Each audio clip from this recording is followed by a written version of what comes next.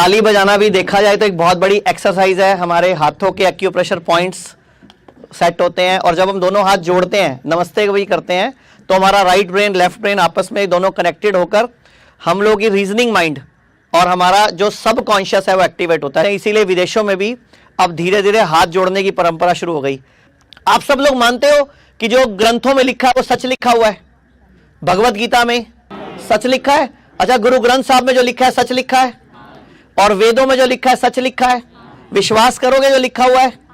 तो ध्यान से सुनो, ऋग्वेद में भगवान ने स्वयं, हमें बोला गया वेद भगवान की वाणी है, यानी कि भगवान के मुख से निकले हैं और भगवान के ही शब्द हैं। तो अगर वो सच है तो ऋग्वेद में साफ साफ लिखा हुआ है कि भगवान ने बोला कि मैंने जो मानव बनाया, इंसान बनाया, पुरुष महिला जो भी, इसको अपनी छवि के रूप में बनाया। यानी कि जो भी इंसान दुनिया में विचरण कर रहे हैं, घूम रहे हैं, वो सब मेरी छवि है, यानी कि मेरी कॉपी है। ऐसे ही सामवेद में भगवान ने क्या लिखा हुआ है कि दुनिया में जो इंसान मैंने बनाया ये मेरी सर्वश्रेष्ठ कृति है। यानी कि अगर दुनिया में मैंने सबसे अच्छा कुछ बनाया, सूरज चंद्रमा जो बनाया सो बनाया, पेड़ पौधे जो बनाए, लेकिन सबसे बेस्ट कुछ बनाया तो वो इंसान है। फिर भगवत गीता पे आ जाते हैं।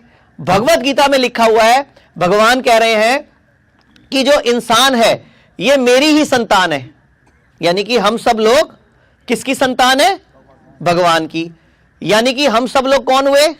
भगवान। यानी कि हम में भी वो भगवान वाले गुण होने चाहिए। अगर संतान अपने मां बाप जैसे ही बनते हैं ना, तो इसलिए मैं ये कह रहा हूं कि हम भगवान की ही संतान है। भगवत गीता में लिखा हुआ है। सेम फिर वैसा ही गुरु ग्रंथ साहब में भी वर्णन आता है, जहां पे जो गुरु नानक देव जी की वाणी है उसमें फिर उन्होंने इंसान को भगवान का ही स्वरूप बताया है।